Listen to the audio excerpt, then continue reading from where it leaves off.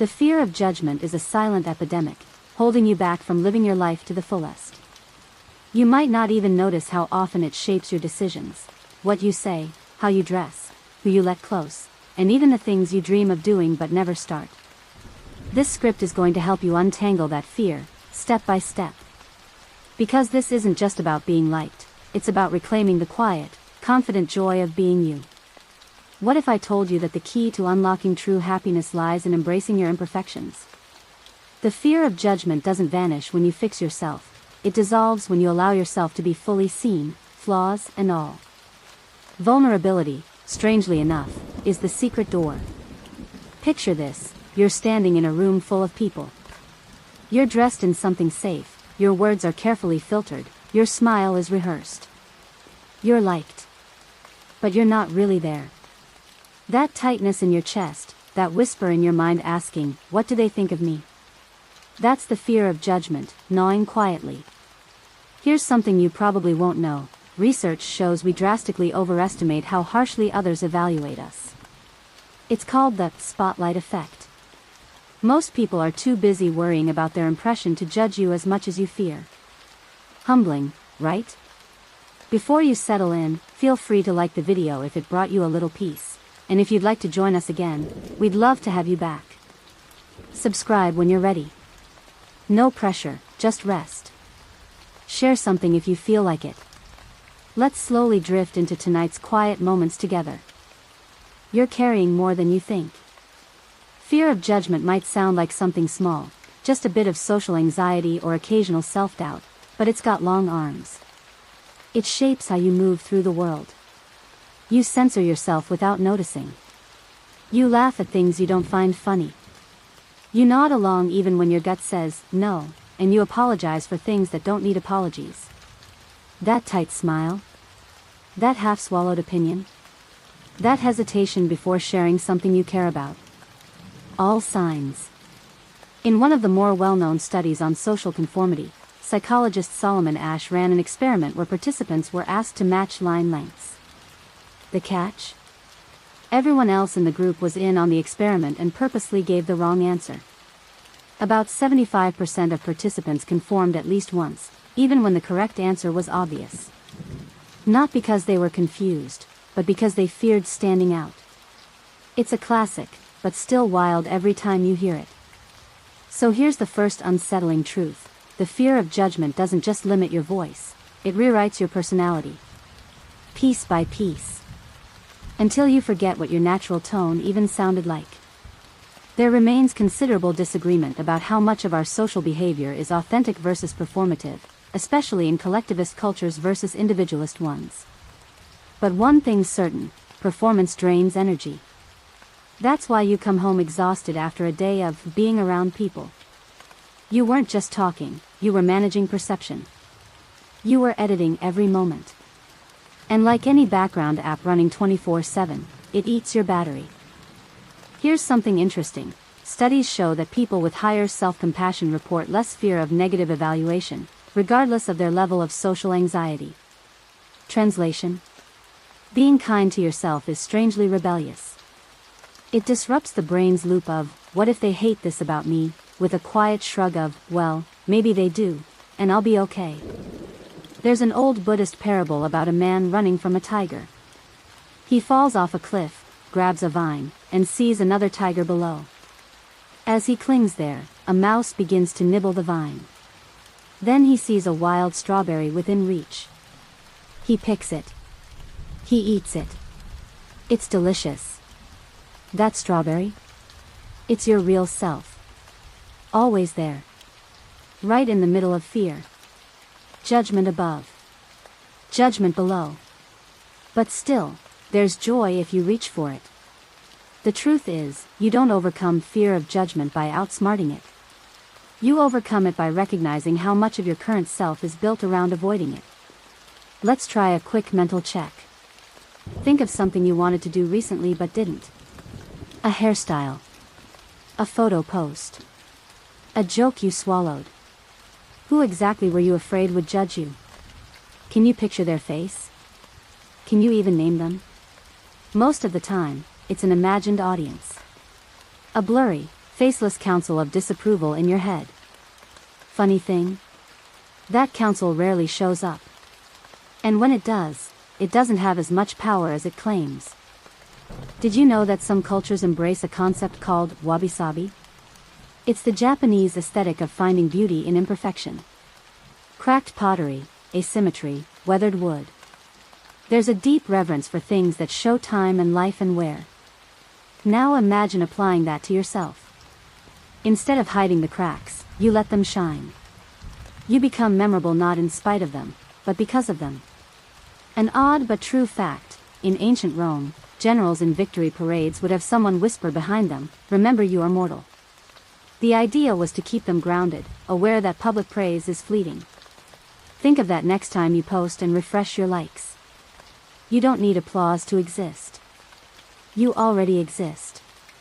Here's a gentle truth you may not have sat with yet: most people aren't thinking about you at all. Not in a cold way, but in a freeing one.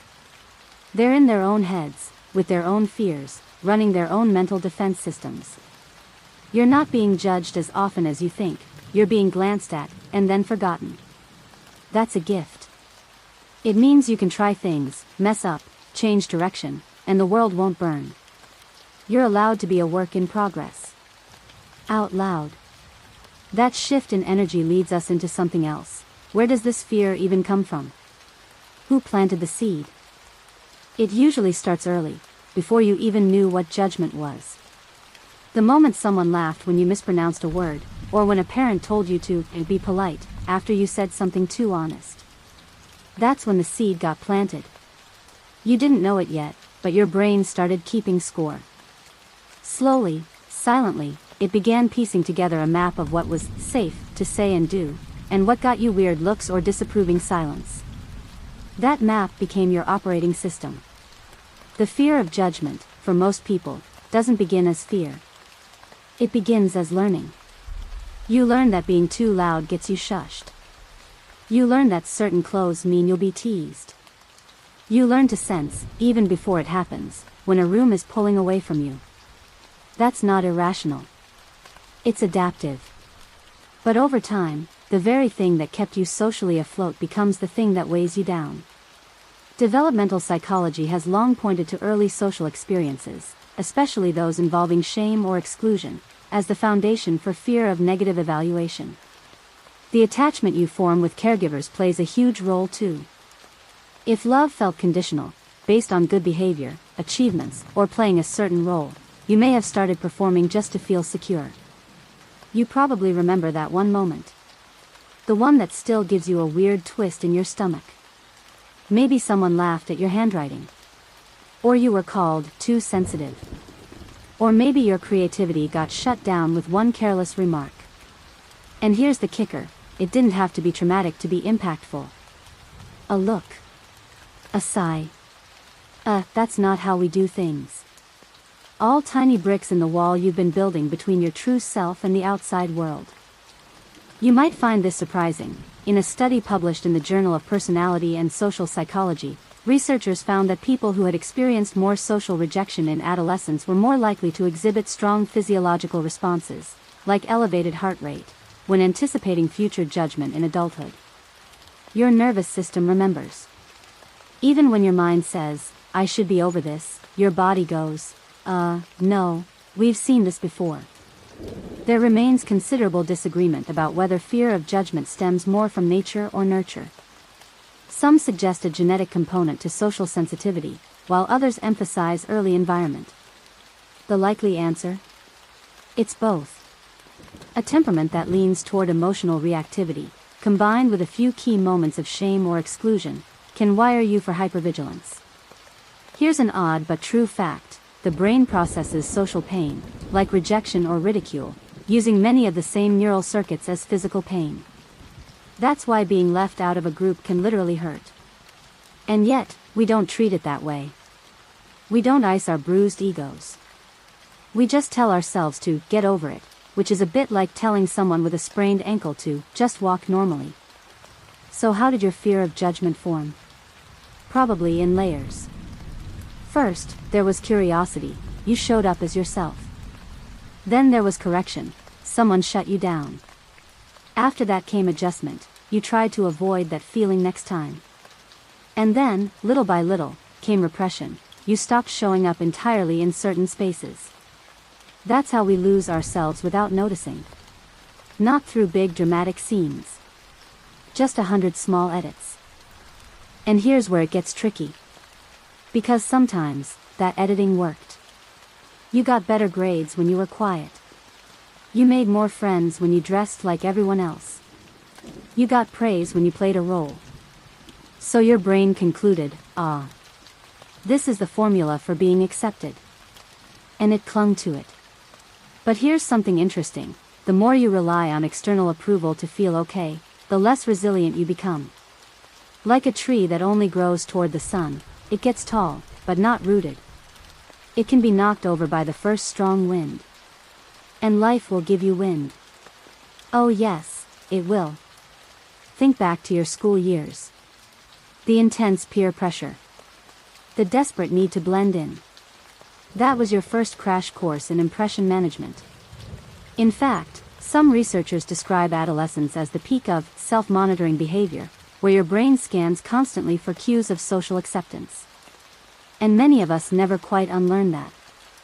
The voice that says, don't wear that, or they'll think you're weird, isn't really your voice. It's an echo.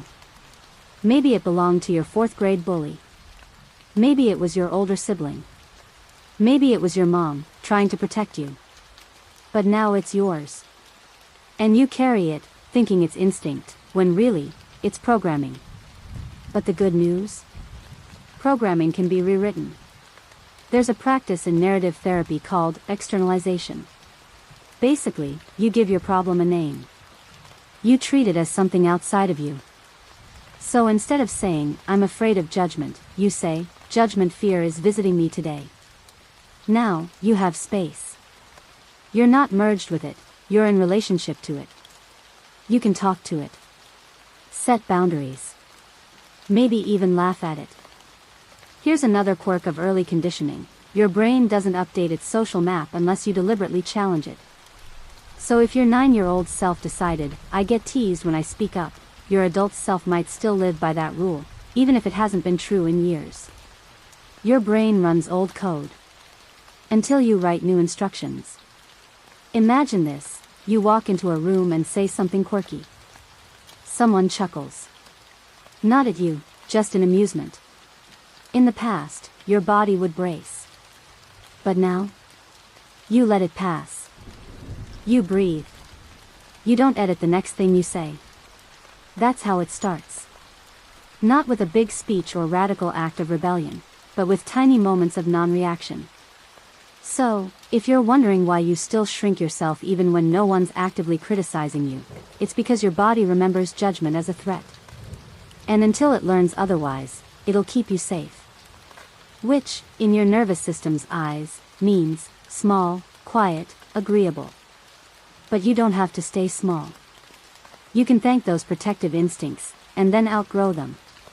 You can say, I know why you're here. You kept me safe when I was little. But I'm not little anymore. That shift in awareness, the moment you see fear for what it is, not who you are, that's where transformation begins. And that awareness leads us to something even more revealing, the role-playing you've done to stay accepted, the identities you've built like costumes. You've been wearing a mask longer than you realize. Maybe a few, layered like nesting dolls. Not a dramatic disguise, not some fake personality you put on to fool the world, but subtle shifts. Little roles.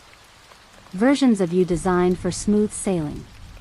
The good listener, the smart one, the easygoing friend, the funny one at work who never gets offended.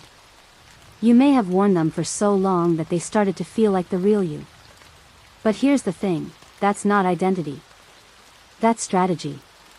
You probably didn't sit down one day and decide, I will be a people pleaser now. It happened gradually. A comment here. A silent reward there. You noticed what got you approval and leaned into it. You noticed what got you silence, or awkward tension, or the dreaded, weird label, and you backed away from that. It made sense. It was safe. And at the time, maybe it even helped you belong. But now, those masks you created to protect yourself? They're suffocating you. There's a classic theory in psychology called self-discrepancy theory. It says we carry multiple selves inside us: the actual self, who we believe we are, the ideal self, who we want to be, and the ought self, who we think others expect us to be. The bigger the gap between them, the more distress we feel. That feeling of being a fraud or not fully yourself. It's often the result of living too much in the ought self. The mask.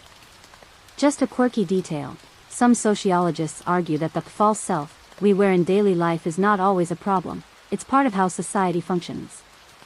Imagine a world where everyone spoke their raw truth 24/7. Yikes. We need a little polish. But the trouble starts when your mask doesn't come off, even when you're alone. And here's what's sneaky: you can get very good at performing authenticity. You say all the right things. You talk about self-love, about boundaries, about being real. But deep down, you're still calculating, still scanning for approval, still managing your image even in spaces where you don't need to. The issue has sparked significant intellectual debate. Is there even such a thing as a true self? Some philosophers argue we are nothing but social roles and learned behaviors, while others believe in an intrinsic self beneath it all. For our purposes, you don't need a metaphysical definition. You just need to notice: am I choosing this version of me, or was it chosen for me?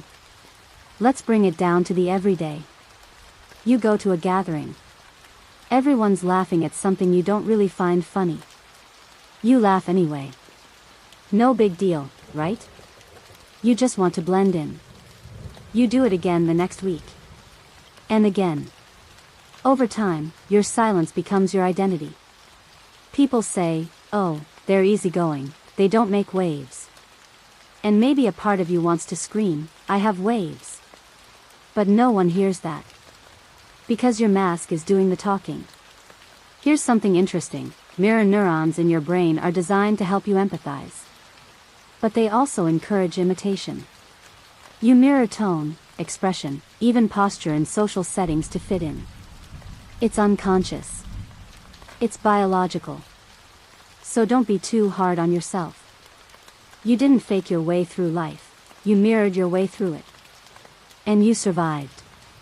But now, you're tired. Not, "I need a nap," tired, soul tired. That low-grade fatigue from never really being seen.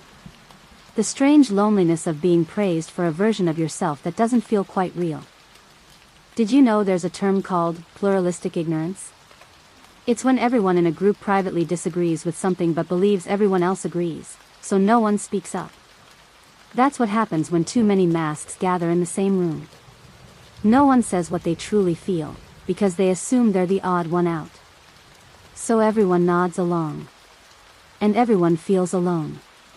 And here's what breaks the spell: one honest voice. One person saying, "Actually, I don't think that's funny," or "I'm not really into that," or "I feel differently." It's risky. But it creates a ripple. Sometimes the masks fall away a little. And people sigh in relief, like they've been waiting for someone to go first. Think back. When's the last time you were fully yourself with someone? No editing. No calculating. Just saying what you mean, feeling how you feel, without worrying how it landed. If that memory is rare, or blank, that's not a personal flaw. That's conditioning. And it's reversible. Here's an odd but true fact: in some indigenous cultures, children are not praised for being well-behaved or quiet. Instead, they're encouraged to express discomfort, speak their thoughts, even correct adults respectfully. The message is, your voice matters. Contrast that with how many of us were taught that good kids don't interrupt, don't question, don't get too emotional. No wonder we learned to perform. So what now? How do you drop the mask without dropping your sense of safety? Start small. In low-stakes settings. Share an unpopular opinion gently. Where something you like that feels a little bold. Let yourself be awkward without apologizing. The goal isn't to make a scene. It's just to feel the aliveness of being unscripted. even if it's messy. Especially if it's messy. And if someone doesn't like that version of you, that's information, not failure. Their discomfort doesn't mean you were wrong to show up. It just means they're used to the mask, not the face behind it. Give it time. Or give it space. Because here's the truth, your real self doesn't need to be spectacular. It just needs to be yours. And masks may be charming, or even lovable, but they're not sustainable. They crack. They slip. And eventually, they smother. But when you start to recognize that discomfort of being too much, or not enough, as just growing pains, then you're on the right path. That's the ache of expansion. Of returning. And that return leads us into something deeper, why your brain is so invested in keeping you safely liked in the first place. Your brain has one job, keep you alive. But it doesn't always do that in elegant, poetic ways. Nope. Sometimes, it keeps you alive by convincing you to never speak your mind in a meeting. Or by making you check your reflection 3 times before leaving the house. Or by flooding your body with dread when someone says, "Can I give you some feedback?" And if that seems like a massive overreaction to something as harmless as someone raising an eyebrow at your outfit, well, welcome to the evolutionary backstory of your approval-seeking self. Here's how it works. For thousands of years, humans survived in tight-knit social groups. Being accepted by the tribe wasn't just a bonus, it was survival. Rejection meant isolation. Isolation meant death. So your ancestors developed a keen sensitivity to social cues. Praise felt like safety. Disapproval? Like a lion crouching in the tall grass. You still carry that wiring. The part of your brain that lights up when you're judged is the same part that responds to physical threats. And it doesn't know the difference between someone disliking your haircut and someone exiling you from the village. That's why your chest tightens. That's why your breath shortens. That's why you sometimes abandon your truth in the name of fitting in. In a famous 2003 study using fMRI technology, researchers found that social rejection activates the anterior cingulate cortex, the same brain region involved in the distress of physical pain. You're not being dramatic. You're being human. There's biology behind your social caution. You might find this surprising. The neurotransmitter dopamine, often known as the reward chemical, spikes not just when you eat something delicious or win a game, but also when you receive social approval. Likes, compliments, nods of agreement. Your brain rewards you for being accepted. And like any addict, it starts craving that feeling. More likes. More nods. More fitting in. So every time you adjust your opinion to match the room, every time you laugh when you don't want to, every time you overthink a text, there's a hit of dopamine just waiting to tell you, good job. You're safe.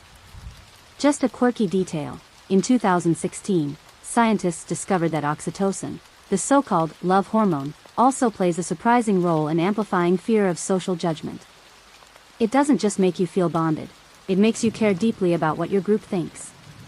So yes, love and fear are sometimes biochemical roommates. But here's where it gets sticky. Because your brain also has another job, identity maintenance. Once it decides who you are, shy, polite, quiet, agreeable, it does not like contradictions. It wants to conserve energy, avoid risk, and keep the same social scripts running. Consistency feels like safety. Change feels like danger. Even when it's good change. That's why speaking up in a group you've always been quiet in feels terrifying. You're not just risking judgment from others, you're also violating the role your brain has assigned you. And that role has become familiar.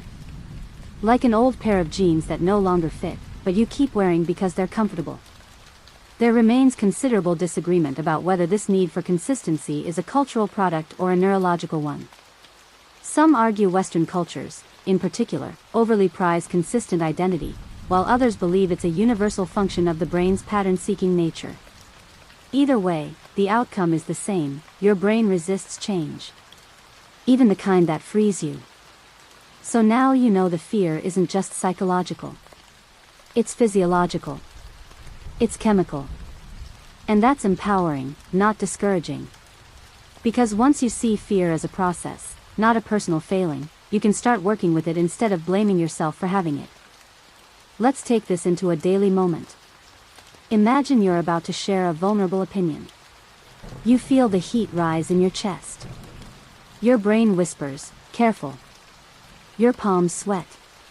But this time, instead of retreating, you breathe. You feel the fear, and you go ahead anyway. You override the old wiring with a new choice. That's not just bravery. That's neuroplasticity. Here's something interesting. Studies in mindfulness show that just noticing your fear response with curiosity reduces its grip. It's like watching a thunderstorm from inside a warm room. The storm's still loud, but it doesn't soak you. You become the observer instead of the panicked character in the scene. And over time, with enough safe experiences of being yourself and being okay, your nervous system starts to relax. Your brain learns, "Oh, we didn't die when we disagreed. Oh, no one screamed when we wore something different." Slowly, the survival script fades. Slowly, the real you steps forward. Now, here's an odd but true fact. In some West African cultures, there are rituals where individuals are invited to break social roles entirely, wear masks, swap identities, act outside their norms. It's a way to release stuck patterns, a sanctioned break from the burden of being who everyone expects you to be. Imagine how healing that must be, to be allowed to be someone else, so you can remember who you really are underneath. What your brain needs isn't more reassurance, it's new data. Lived proof that authenticity is survivable. That people don't run from you when you're real. That your body won't collapse under the weight of disapproval. That truth might make some people edge away, but it will also magnetize the ones who are meant to stay. So the next time your heart races before you share something real, remember, it's not weakness. It's just an ancient alarm system going off. Thank it. But don't obey it. Your nervous system can learn new songs. You just have to teach it. With repetition. With patience. With grace.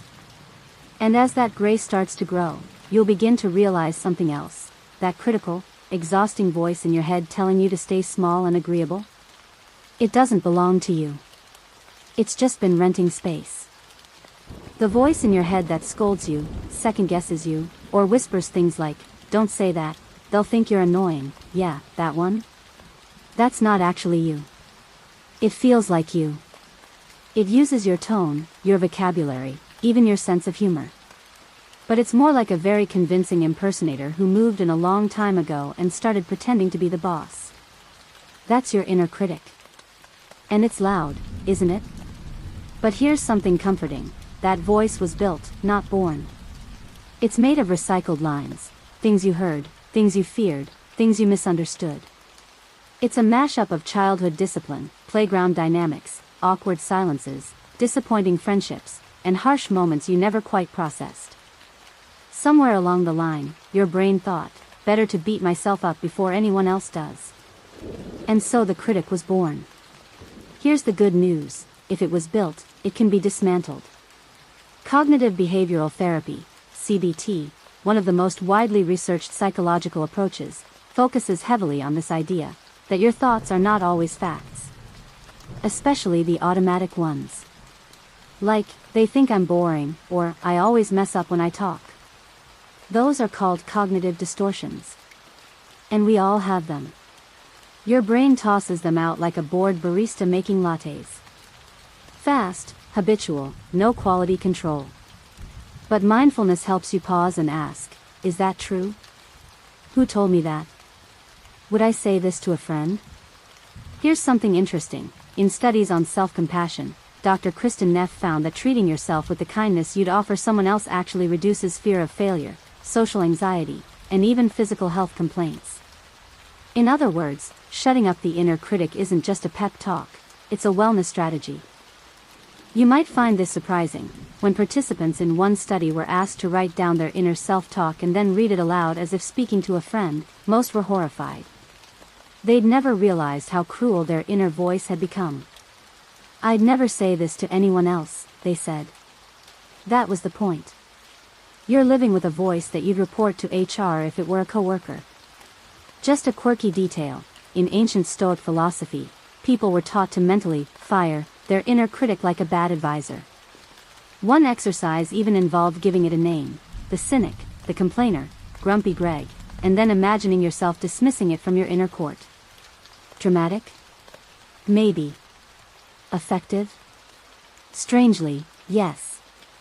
There remains considerable disagreement about whether the inner critic is a universal human experience or more prevalent in cultures that emphasize individualism and achievement. Either way, it's a voice we all recognize, and most of us never challenge. But here's the shift: you don't need to fight the critic. You just need to stop giving it the final word.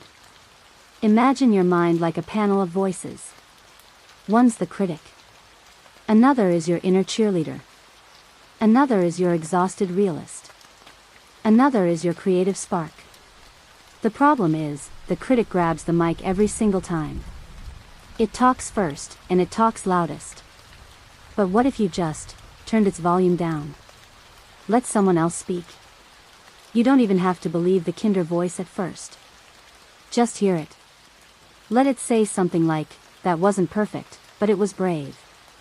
Or, "They may judge you, and you'll survive." The critic won't like that. It thrives on certainty. But you're learning to live with uncertainty now, remember?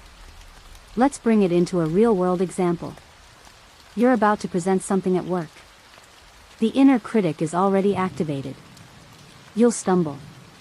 They'll think you're trying too hard. You're not impressive enough. Pause. Notice it. Then say, there's that old fear script again. Thank you for trying to protect me. But I've got this." Just acknowledging the critic without obeying it is a win. Here's an odd but true fact: in internal family systems therapy, IFS, the inner critic is viewed as a protector part, a part of your psyche trying to help you, albeit in a misguided way. Its goal isn't destruction. It's protection. It thinks that by shaming you first, it'll keep you safe from others doing it later. Kind of like pre-canceling yourself so no one else can. But you don't need that anymore. You're not a helpless child on a playground. You're a grown adult with the tools to handle discomfort, process feedback, and protect your peace. You don't need an internal bully masquerading as a bodyguard.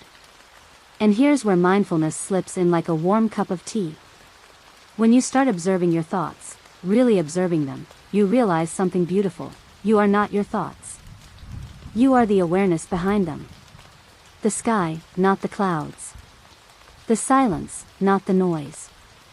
So the next time that voice pipes up with something like, "Don't say that," they'll roll their eyes. You can smile and say, "Thanks, but I'm not asking for your permission today." You can let the critic grumble in the background while you live your life in the foreground. This doesn't mean you'll never feel fear again. It just means fear stops driving the car. It might ride along in the back seat, mumbling directions, but you don't have to follow them anymore. That shift in mental control leads us to one of the most misunderstood ideas in modern culture: vulnerability. You've heard it's powerful. But what does that actually mean? Let's pull back the curtain. Vulnerability. That word gets tossed around so much it's practically become a lifestyle brand.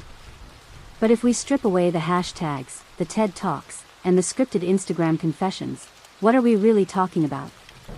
We're talking about showing up as yourself without a guarantee of approval. That's it. No shield, no punchline, no pre-apology. Just you, raw and unrehearsed. And yes, it's terrifying. Because vulnerability isn't about oversharing or making a public spectacle. It's about emotional risk. It's about saying something real when silence would be easier. Asking for help when your pride would rather not. Telling someone you care about them first, even if they might not say it back. You probably won't know this, but studies show people like you more when you reveal a flaw. It's called the pratfall effect, and it basically means people warm up to you when you spill coffee on yourself or admit you got lost on the way to the restaurant. The key? You need to already be perceived as competent. Vulnerability then softens you, makes you relatable. It adds dimension. But the fear of judgment tells you the opposite, that your mistakes are disqualifiers. That if you let people see the messy, insecure, quirky parts of you, they'll walk away. So you armor up. You polish. You control. You script your emotions like they're a press release. And slowly, without even noticing, you stop connecting. There's a mainstream psychology study by Dr. Brené Brown, yes, the vulnerability icon herself, that's often referenced in this space. Her research shows that people who live wholeheartedly, with a strong sense of belonging and love, share one thing in common: they believe they're worthy of love as they are. Not once they've improved. Not once they've healed. Now, that worthiness? That's what allows vulnerability to exist. Now, you might be wondering, if vulnerability is so powerful, why does it feel so dangerous? Because it is. To your nervous system, anyway. Remember that ancient survival wiring we talked about? That part of you doesn't care about emotional intelligence or personal growth. It just wants to know, will this get me kicked out of the group? So when you open up, say, I'm scared, or I made a mistake, or I don't know what I'm doing, your body floods with the same stress hormones it would release if you were running from a bear. Your chest tightens. Your voice shakes. That's not weakness. That's biology doing its job, just a little too enthusiastically. Here's something interesting. In a 2012 study, researchers found that people tend to overestimate how negatively others will respond to their vulnerability. In other words, we expect rejection, but often get connection. The issue has sparked significant intellectual debate in the world of psychology and philosophy. Is vulnerability a personal trait or a situational behavior? Some argue it's a fixed personality marker. Some people are just more open. Others believe anyone can practice vulnerability, like a muscle. The emerging consensus? It's a skill. You get better at it the more you do it. Just a quirky detail: in Norse mythology, warriors who showed emotion were considered stronger, not weaker. Crying in grief or showing love wasn't seen as dishonor, but as a full expression of life. Imagine that. Being fully human as a kind of bravery. So how do you practice this kind of brave? Start with micro-vulnerabilities. You don't need to broadcast your trauma on the internet to be real. You can simply say, actually, I didn't understand that, in a meeting. Or, that kind of hurt my feelings, to a friend. Or even, I'm not okay today, when someone asks how you are. You let the small truths out, one at a time. And each time, you notice something miraculous. You didn't explode. No one ran. And maybe, just maybe, someone said, me too. That's the magic of vulnerability. It's not loud. It doesn't come with theme music or dramatic lighting. It's quiet. Gentle. Real. It's the moment you stop auditioning and just start existing. Now, it's worth saying, not everyone deserves your vulnerability. You don't owe anyone your unfiltered self. As Brené Brown puts it, vulnerability without boundaries isn't authenticity, it's oversharing. So choose your spaces. Notice who listens without fixing. Who responds without flinching. Who stays when things get real. Those are your people. And when you find them, let yourself be a little softer. A little less practiced. Laugh without checking if anyone else is laughing. Cry without apologizing for it. Share a weird interest without self-deprecation. Be human. Fully. Boldly. Did you know that the word courage comes from the Latin cor, meaning heart? The original definition was, to speak one's mind by telling all one's heart. Not heroic stunts. Not grand gestures. Just honesty. Your fear of judgment isn't irrational. It's deeply wired. But it doesn't have to win. Vulnerability is how you reclaim your humanness. It's how you say, I will no longer hide to make you comfortable. It's how you breathe again.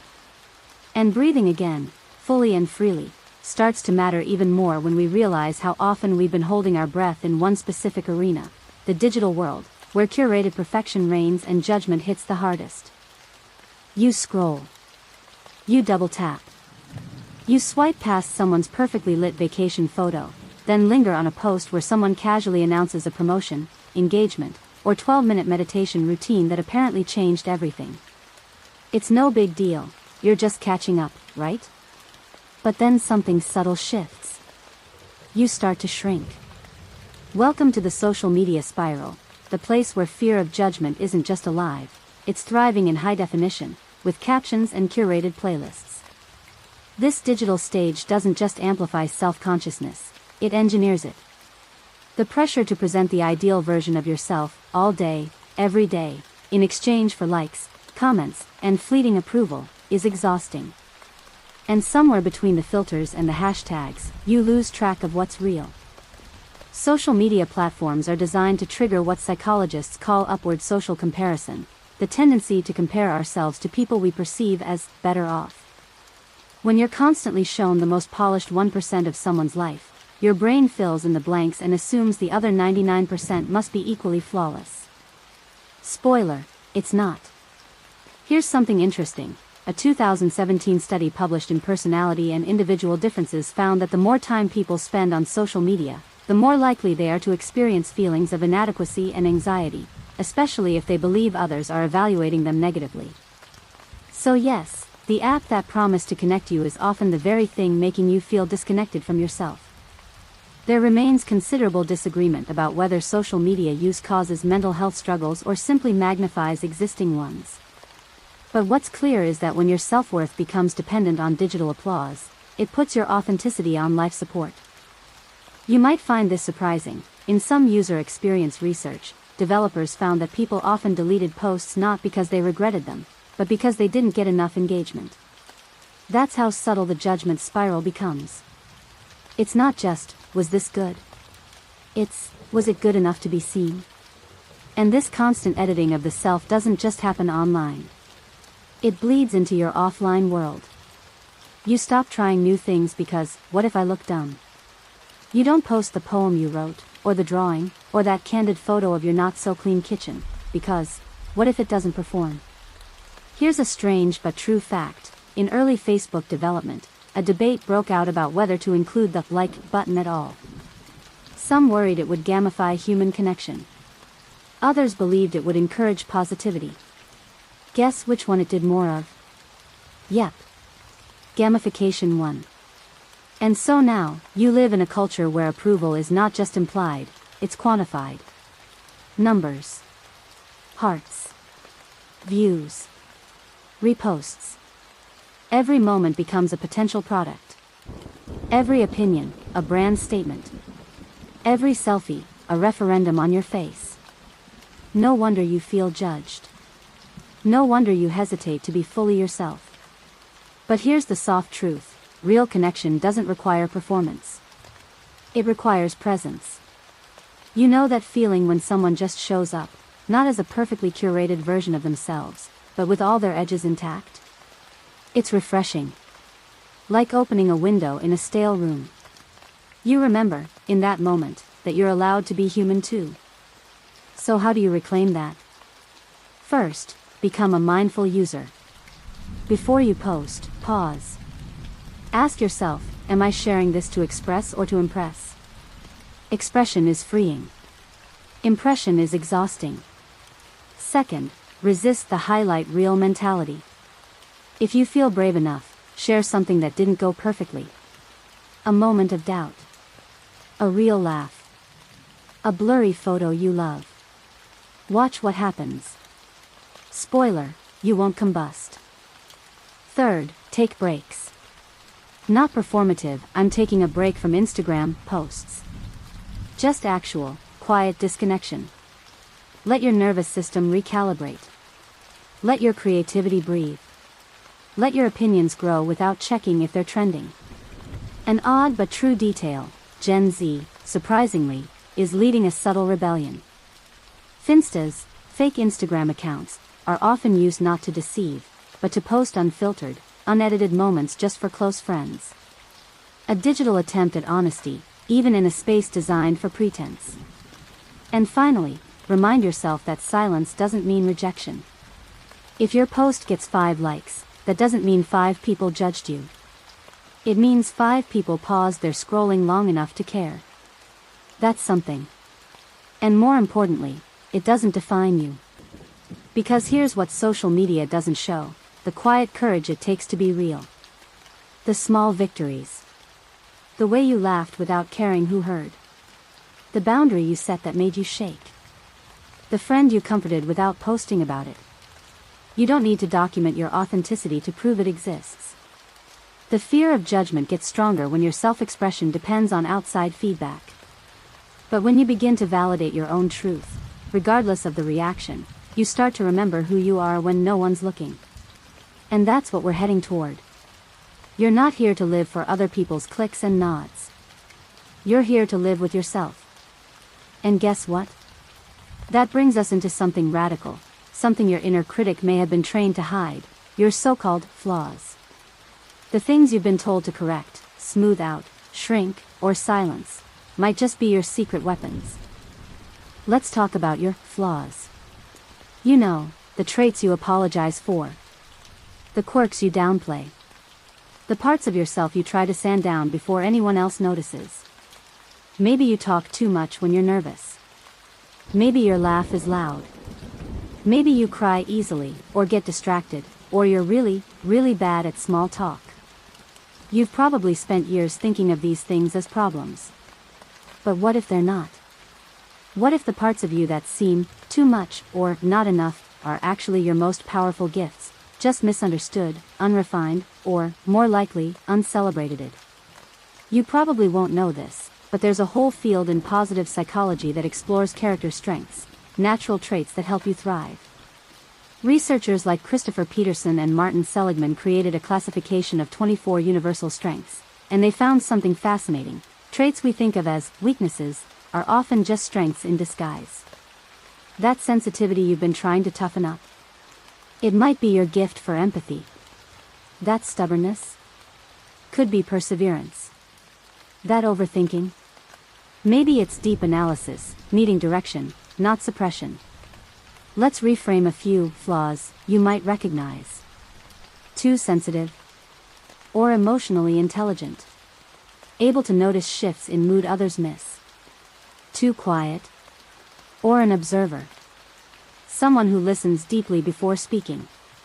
Too talkative, or charismatic. Able to fill space and connect energy. Too disorganized, or creative. Often, divergent thinkers struggle with structure, but excel in imagination. Here's something interesting. In a 2014 study on workplace personality, researchers found that non-traditional traits often led to creative breakthroughs, if the individual was supported instead of judged. Translation: your oddity isn't the issue. The issue is the environment that labels it as wrong.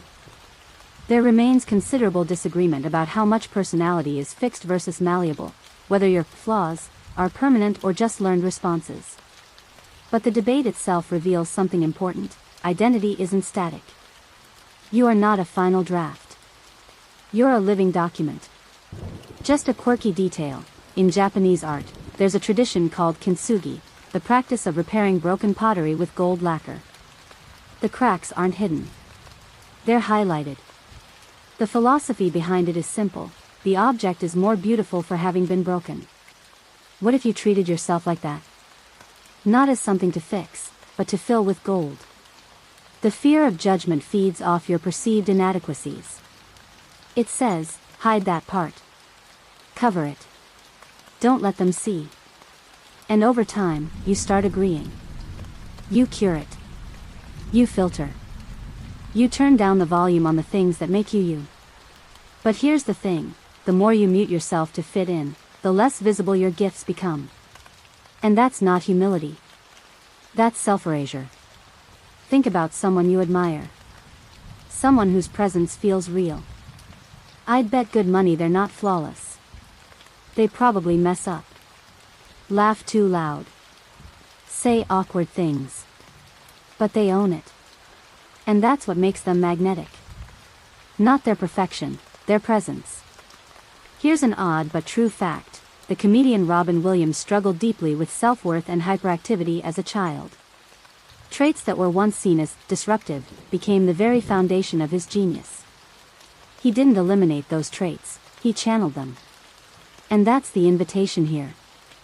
Not to ignore your rough edges, but to understand them, hone them, use them. So how do you start seeing your flaws as superpowers? First, notice when you flinch. When someone reacts to a part of you, and you immediately go, "Ugh, I should stop doing that." Ask yourself, did I actually hurt anyone? If the answer's no, maybe that flinch is just conditioning, not truth. Second, trace it back. Who told you this part of you was too much? A teacher? A partner? A sibling? Do they get to decide how you live? Spoiler, they don't. Third, experiment with permission. Give yourself a day, or even just an hour, to lean into your so-called flaw. Let yourself be intense, or weird, or soft, or big. Watch how it feels. You might be surprised by the relief. Fourth, surround yourself with people who don't flinch back. People who light up when you stop censoring. The kind who see your quirks as flavor, not fault. And lastly, laugh at it. Humor melts shame. When you can say, "Yeah, I'm a total nerd about this," or "I know I get overly excited, it's just how I'm wired," you reclaim the narrative. You become the storyteller, not the edited character. The issue isn't that you're flawed. The issue is the myth that there's a perfect version of you waiting to be achieved. Spoiler, there's not. There's only the full, flawed, beautiful version of you learning how to be, not just perform. Here's something interesting. When people share their struggles openly, others don't withdraw, they lean in. Vulnerability breeds connection. And self-acceptance gives others permission to do the same. You being real isn't just healing for you, it's healing for the space you occupy. So next time the fear whispers, don't let them see that part. You can whisper back, "That's the good part." And once you stop running from your flaws, you can start using them. Showing up. Speaking up. Letting yourself be seen. Gently. At your own pace. And that, dear listener, leads us into the next quiet step, practicing being seen, on your terms. You don't have to leap onto a stage or confess your life story on social media to start being seen. That's a myth. Real self-expression doesn't usually start with fireworks, it starts in the quiet. In small, deliberate moments where you let your guard down just enough to feel the breeze. Not a gust. Just a breeze. Because let's be honest, being seen can feel like standing under a spotlight while your soul is doing a wobbly dance routine. And the fear of judgment doesn't vanish just because you've done some journaling or read a few motivational quotes. What helps is practice. Safe, structured, gentle practice. Here's something interesting. Exposure therapy, a method often used for phobias, is also used in social anxiety treatment. The idea is simple: gradually face what you fear in controlled doses. You don't start by jumping in the deep end. You dip a toe, then a foot, then you float. The same applies here. So, what does this look like in real life? Let's begin with micro moments of authenticity. These are tiny experiments that let you stretch your sense of self without overwhelming your nervous system. You say no to something you don't want to do, and you don't explain it. You wear something you love even if it doesn't match the vibe. You share a personal story in a conversation, even if it's not perfectly packaged. You admit you're nervous instead of pretending you're chill. You show up as is instead of arriving emotionally prepped. Each of these acts seems small. But in the nervous system, they're seismic. They tell your brain, I can be real and still be okay. You might find this surprising. A study from the University of Mannheim showed that participants who practiced brief, daily acts of self-disclosure, just honest little reveals, reported less fear of rejection after just a week. And here's the twist, the people around them responded better, too. Connection deepened. But the key is gradual exposure. Your system needs time to recalibrate. You don't heal from years of hiding by suddenly demanding full transparency in every space. You heal by stepping out a little, and then a little more, and noticing, oh, I didn't get rejected. I didn't die. I'm okay. Just a quirky detail. In certain dialects of the Inuit language, there are over 40 words for snow. Why? Because the nuances matter. Different textures, temperatures, densities. Maybe we need more words for being seen, too. Because it's not just one thing. There's being noticed. Being understood. Being appreciated. Being witnessed. Being felt. Each one is a slightly different flavor. And each one requires a different level of courage. There remains considerable disagreement among psychologists about the right pace for self-revelation. Some therapeutic models suggest rip the bandage off, just be real and let the fallout teach you resilience. Others advocate for titrated exposure, where you go at the pace your body can safely process. I lean toward the latter. Why? Because burnout is real. And emotional flooding can feel like drowning. There's no badge for pushing too fast. So how do you start? Here's a soft blueprint. Identify one area where you often shrink yourself. Maybe it's work meetings, dating, family dinners. Pick one behavior that feels like a gentle stretch. Not a leap. A stretch. Maybe it's offering an opinion. Maybe it's disagreeing politely. Maybe it's showing up in your actual mood, not your default smile. Set a time frame. 1 week. 1 social interaction. 1 instance. Reflect afterward. How did it feel? What did you notice in your body? Did anyone respond differently? Celebrate. Not performatively. Just quietly. That was brave, you say to yourself. That's enough. Here's an odd but true fact. In improvisational theater, there's a game called Yes, and where actors must accept whatever situation is handed to them and build on it. There's no planning. No control. Just showing up and responding. And it's terrifying. But also deeply freeing. That's the kind of presence you're building when you let yourself be seen without scripting the outcome. And yes, sometimes the outcome will sting. Someone might not respond how you hoped. They might dismiss your openness or change the subject. But that's part of the practice too, learning to sit with mild discomfort and not interpret it as proof that you were too much. Here's a helpful anchor: not everyone's going to get it. Not everyone needs to. You're not trying to win universal approval, you're trying to get in touch with your real self. And sometimes that means risking a shrug. Or an awkward silence. Or, worse, someone saying, "That's weird." Weird is good. Weird is the opposite of bland. And over time, something beautiful starts to happen. You build what psychologists call social efficacy, the belief that you can navigate interactions without needing to control them. You trust yourself to handle what comes. And that is freedom. You're not auditioning anymore. You're just showing up. Fully. Messily. Authentically. And when you do, something else shifts, too. Because now you're ready to face the fear not just of being misunderstood, but of being judged. Harshly. Directly. Because yes, it happens. And that's where we're headed next. Let's not sugarcoat it, people do judge. Not always. Not everyone. But it happens. You've probably felt it, a sharp glance, a backhanded comment, a quiet ghosting after you shared something real. Judgment isn't just imagined. Sometimes, it's unmistakably, frustratingly real. And pretending otherwise doesn't make it hurt less. But here's where things shift: judgment doesn't have to be fatal. Not to your self-worth. Not to your joy. Not to your truth. That sting you feel when someone side-eyes your outfit, or criticizes your ideas, or laughs a beat too long at something personal, it's normal.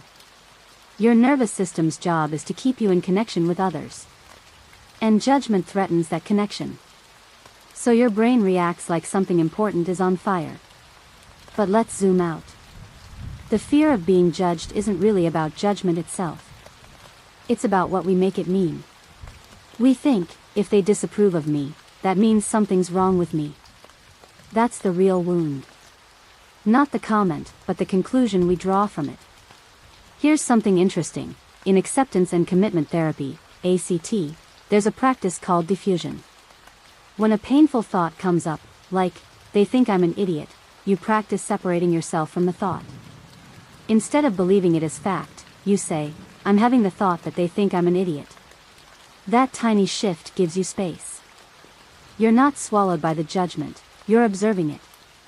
You might find this surprising. In a study on rejection sensitivity, people who had higher self-affirmation practices, like writing about their core values, showed less emotional reactivity when faced with judgment.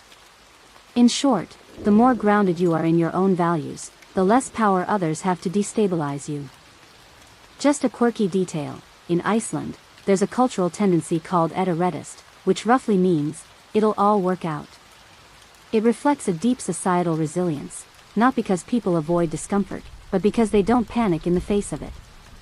That's the kind of energy you can bring to judgment, too. A gentle shrug that says, well, not everyone has to get it. There remains considerable disagreement in psychology about why some people are more affected by judgment than others. Is it temperament? Trauma? Culture? Likely, it's a blend. But what's universal is this: no one likes to feel misunderstood. And yet, living authentically requires risking that very thing. So how do you respond when judgment shows up, bold and uninvited? Let's break it down. 1. Pause before you react. Your first instinct might be to shrink, lash out, or over-explain. Instead, take a breath. Give your brain time to feel the sting without becoming the sting. This is your chance to stay connected to yourself. 2. Get curious, not defensive. Ask, is this about me, or about them? A lot of judgment says more about the person doing it than the person receiving it. Their discomfort, their upbringing, their biases. It's not always your job to dissect it, but it helps to remember, projection is a powerful, sneaky thing. 3. Choose your response. Silence can be powerful. So can a calm, that's not true for me. Or even a playful, thanks for the feedback, I'll send it to my internal committee for review. You don't owe a meltdown. You owe yourself your peace. 4. Let it land. Then let it go. Sometimes, a judgment hits right where it hurts because there's already an old bruise there. That's okay. Let yourself feel it. Then ask, what do I believe about this part of me? Anchor there. An odd but true fact, author Elizabeth Gilbert once said she pictures fear sitting in the back seat while she drives her creative life. Fear can ride along, but it doesn't get to steer. Same with judgment. A passenger, not a pilot. And let's be real, some judgment will be right. Occasionally, someone will point out a blind spot. A habit. A tone. A pattern. And you'll flinch, because it is something you needed to hear. That's the uncomfortable magic of growth. Judgment isn't always cruel. Sometimes, it's a mirror. The work is to decide, is this a truth I can use? Or just noise I can release? Here's where inner work becomes outer resilience. When you know your values, really know them, you don't need everyone's stamp of approval. You become a tuning fork. If the judgment vibrates with your truth, you keep it. If it doesn't, you let it pass through you like static. And slowly, something shifts. You stop fearing every eyebrow raise. You stop catastrophizing every awkward silence. You stop twisting yourself into a version that will please them all. And that's freedom. Freedom to mess up. To stand out. To be misunderstood, and still choose yourself. The issue isn't judgment. It's the weight you give it. So the next time someone looks at you like you're too this, or not enough that, you get to smile, quietly, internally, peacefully, and say, I'm not here for them. I'm here for me. And that bold shift leads into something even bigger. Something that's hard to accept, but wildly liberating once you do. You're not for everyone. And that's more than okay, it's essential. Here it is, the part your people pleaser may resist the most. You're not for everyone. And guess what? That's a good thing. Not just good, it's necessary. Because trying to be universally liked is like trying to wear every outfit in your closet at once. You'll end up hot, confused, and somehow still underdressed. Let's break it gently. Some people won't get you. Some won't like your sense of humor. Some won't understand why you cry at sunsets or why you organize your books by vibe instead of genre. Some will misinterpret your quiet as snobbery, or your honesty as rudeness. Some will hear your no as betrayal. And that's okay. Being disliked is not a moral failure. It's a natural byproduct of being specific. And specificity is what makes you real. You probably won't know this, but in marketing psychology, there's a principle called repulsion marketing. The idea is that by deliberately repelling people who aren't a good fit, you deepen connection with those who are. The same logic applies to life. Your job isn't to appeal to everyone. It's to resonate with the right ones. Here's something interesting. A 2010 study published in Psychological Science found that people who express strong, authentic opinions, even controversial ones, were more likely to be respected, even if they were not liked. So while playing it safe might make you palatable, it rarely makes you powerful. There remains considerable disagreement about whether humans crave belonging more than individuality.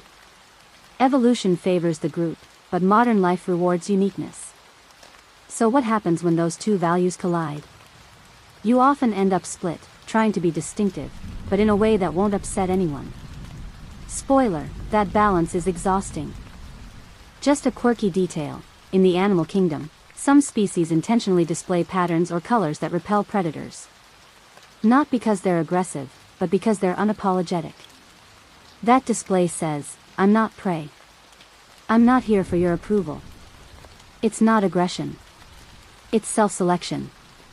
Now imagine bringing that kind of energy into your daily life. Not aggressive, not arrogant, just clear. Like, this is who I am. This is what I value. If it's not your taste, that's okay. The fear of judgment thrives in ambiguity.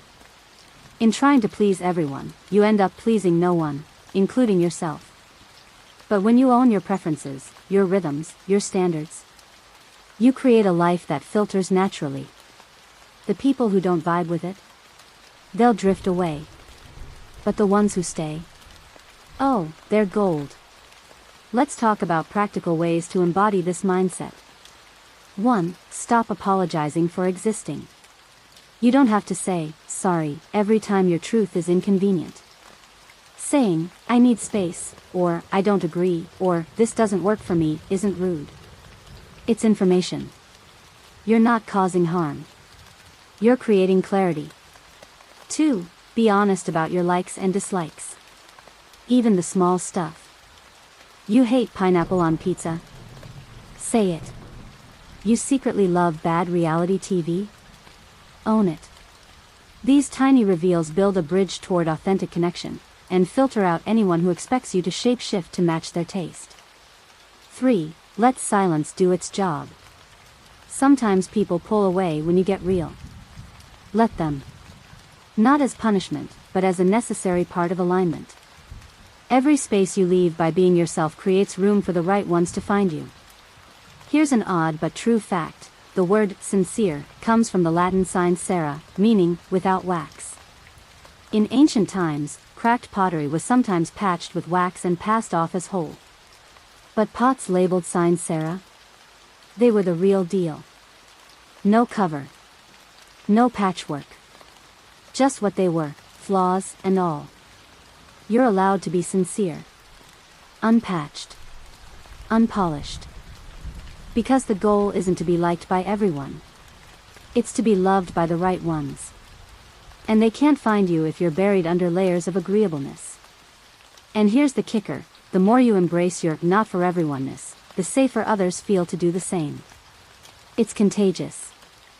Your authenticity becomes permission. Your boundaries become guidance. Your quirks become connection points. You might be surprised how many people are waiting to breathe the sigh of relief that you exhale when you stop performing. The issue has sparked significant debate in social philosophy. Should we pursue harmony or truth? Should we aim for collective comfort or individual authenticity? But here's the quiet answer emerging from all that noise. You don't have to choose. When you show up as yourself, you create harmony with those aligned to your truth. That's real peace, not politeness on the surface, but resonance at the core. So next time someone pulls away, misunderstands you, or even mocks what makes you, you, remember this. Their reaction isn't proof that you're wrong, it's proof that you're distinct. And distinct is good. Distinct is honest. Distinct is you.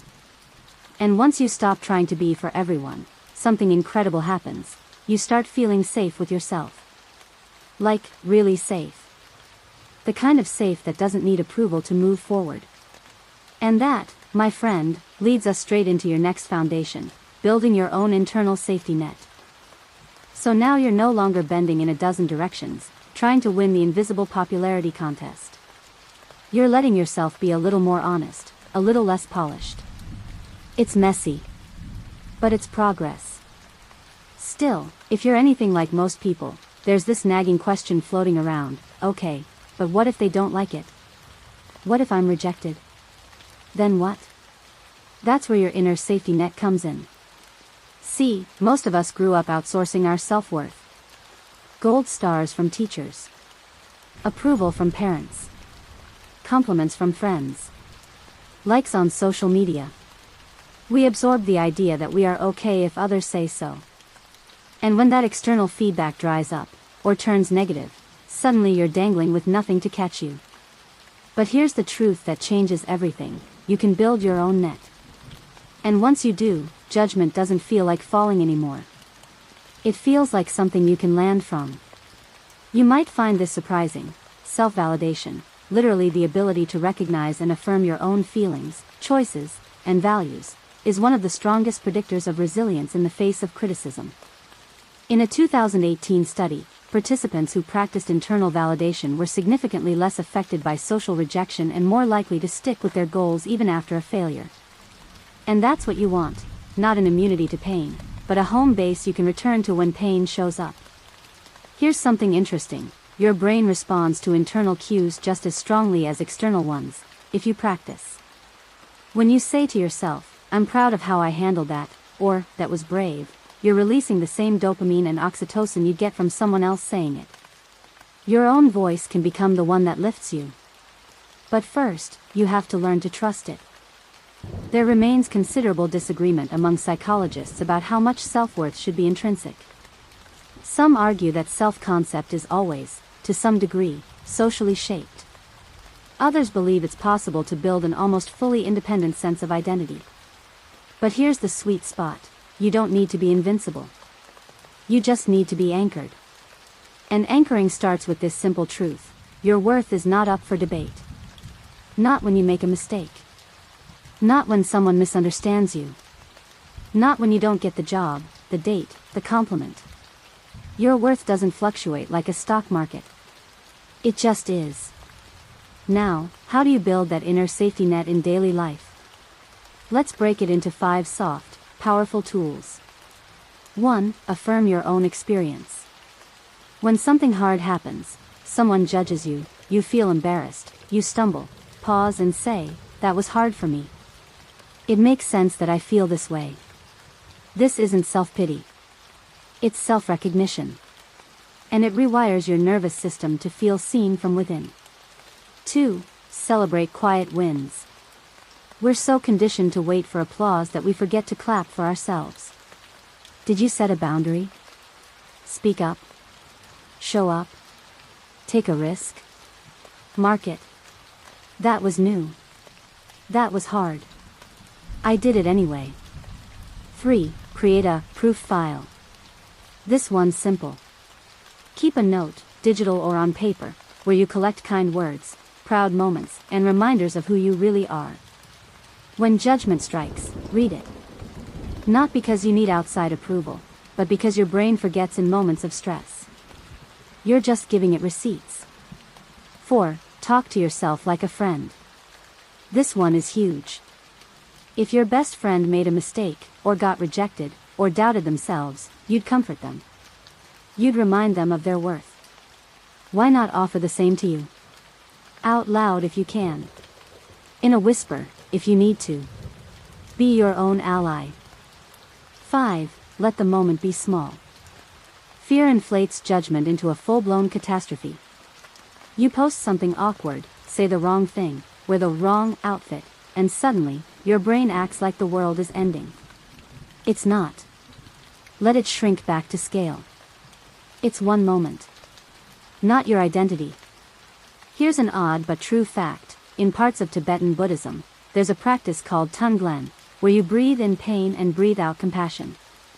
But not just for others, for yourself too. You sit in your discomfort, and then you send kindness into it. You don't avoid the fear. You soothe it from within. And soothing is the key here. Because once you start self-soothing, not with avoidance, but with compassion, you stop needing everyone else to reassure you. You become trustworthy to yourself. And that's a wild superpower. Imagine walking into a room knowing that if everyone misreads you, misjudges you, or doesn't respond the way you hoped, you'll still be okay. You've got you. You've got that soft voice that says, even if they don't understand, I do. That's the net. That's the landing. Because here's the deeper truth, sometimes you'll be misjudged. Sometimes people will project, dismiss, minimize. But their reaction doesn't mean you were wrong to show up. It just means, you were brave enough to show up in the first place. So let the world respond how it will. You don't have to control it anymore. You've got your own back. And once you have that, you realize something else. Authenticity isn't a fixed quality. It's not a personality trait that some people are born with. It's a way of relating to yourself, and the world, moment by moment. Let's explore that next. So far, we've been untangling the web of fear, judgment, masks, rejection, silence, and the soft path back to yourself. But before we go any further, let's drop a big myth you may not even realize you've been carrying. Authenticity isn't a personality type. It's not reserved for the bold, the extroverted, the effortlessly cool people who seem to say what they mean and mean what they say without a hint of self-doubt. No. Being authentic isn't about being loud, quirky, wild, deep, or artsy. It's not about having some mystical realness that sets you apart. It's about this, alignment. Are your actions aligned with your values? Are your words aligned with your truth? Is your yes honest? Is your no allowed? That's authenticity. And it can look wildly different on different days, in different rooms, and with different people. You might find this surprising. In psychological terms, authenticity is often described using 3 components: self-awareness, behavioral congruence, and relational openness. That means knowing yourself, acting in accordance with your beliefs, and being honest, within safe limits, in your relationships. Nowhere in that definition does it say, talkative, brave, or unfiltered. Here's something interesting. A 2014 study in the Journal of Counseling Psychology found that people who saw themselves as authentic weren't necessarily more socially confident, but they reported higher life satisfaction and less regret. So you don't need to be fearless to be real. You just need to be intentional. There remains considerable disagreement in philosophical circles about whether a true self exists at all. Some argue we're always performing, always adapting, that identity is fluid and situational. Others insist that beneath all that, there's a core self we return to. But you don't need to land on one side of that debate to live authentically. You just need to ask, am I being honest with myself right now? Because here's the trap. People assume being authentic means being the same all the time. But it doesn't. You're allowed to evolve. You're allowed to be loud one day and quiet the next. To enjoy solitude this year and community the next. You're not a brand. You're a being. A changing, complex, textured one. Just a quirky detail. in ancient Greek theater, actors wore masks called personae. The same root gives us the word personality. But back then, the persona wasn't your true self, it was the role you played. The Greeks knew, you are not your mask. Even if it's very convincing. So what does real authenticity feel like? It's not constant comfort. It's not always ease. It often feels like a quiet risk. Like saying something you believe and watching someone blink in confusion. Like turning down an invitation when your body says, rest. Like sharing a dream before it's fully formed. Like laughing without checking the room. Like pausing and telling the truth, even when lying would smooth things over. And here's the twist, your authenticity will make some people uncomfortable. That's part of the deal. Because when you stop managing perceptions, people have to sit with the real you, and not everyone knows what to do with that. It disrupts dynamics. It reveals projections. It forces others to examine their own masks. That discomfort isn't failure. It's proof of your presence. Let's get practical for a second. How do you live this moment-by-moment authenticity? 1. Check in with your body. Before you respond to a request or give an answer, pause and feel. Does this feel like expansion or contraction? Is this a yes from fear or a yes from desire? 2. Give yourself space to adjust. It's okay to change your mind. To course correct. To say, I actually don't agree with what I said yesterday. That's not being fake, it's being alive. 3. Use your real voice. Not the people-pleaser voice. Not the overly agreeable tone. Try saying what you mean, gently. Try being warm and clear. See what happens. 4. Allow contradiction. You can love people and still need space from them. You can be confident and still have insecure days. You can crave attention and solitude. Contradictions aren't hypocrisy. They're humanity. An odd but true fact, in jazz music, the blue note is a note that falls just slightly outside traditional pitch. Technically wrong, but emotionally perfect. It creates that aching beauty we associate with jazz. That little imperfection? That's the soul of the sound. That's you, too. You don't need to have your identity figured out to be authentic. You just need to keep asking, what's true for me right now? And then let your actions follow, imperfectly, haltingly, bravely. Here's a simple mantra for your back pocket. Authenticity is not about being consistent, it's about being congruent. Are your actions matching your inner truth? That's the compass. And when you start living this way, something settles in you. There's less fidgeting in your own skin. Less rehearsing. Less chasing. More deep breath. More self-trust. More peace. Because even when the fear of judgment creeps in, as it will, you can say, I know who I am in this moment. And I choose to be seen as that. You're not aiming for a fixed identity. You're learning to relate to life honestly, as you are, where you are. That's real authenticity. And from that place, you're ready to live more openly, even when it's hard. Even when you wobble. Even when the world doesn't clap. Let's land there next. So here you are. Not perfect. Not invincible. Not universally adored. But finally, yourself. And now comes the real challenge, living openly, even when it's hard. Because it will be hard. The fear of judgment doesn't vanish just because you understand it. Some days, it sneaks back in through the side door. You'll hear yourself shrink in conversations you meant to show up for. You'll overthink texts. You'll dodge eye contact or hold your tongue or pretend to laugh. And that's okay. The goal isn't to live without fear. It's to live with more truth than fear. More presence than performance. More connection than control. And truth, real truth, takes practice.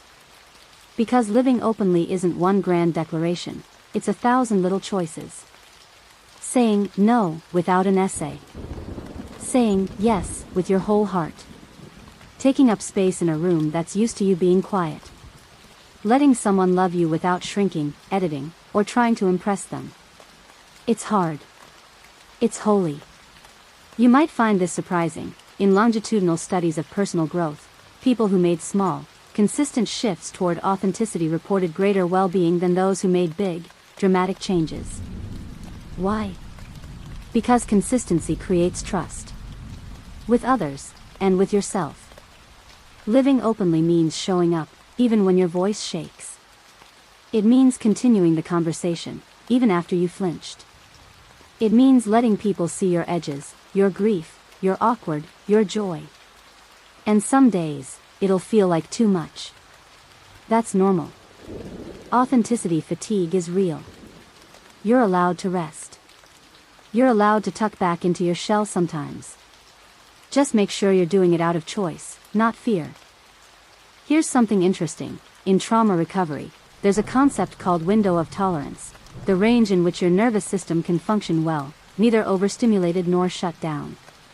The same principle applies to self-expression. Stretch yourself, but stay within your window. No need to break yourself open. Just loosen the hinges, little by little. There remains considerable disagreement about whether vulnerability is something you can sustain long-term, or whether it comes in waves. Some say it requires constant courage. Others say it becomes second nature.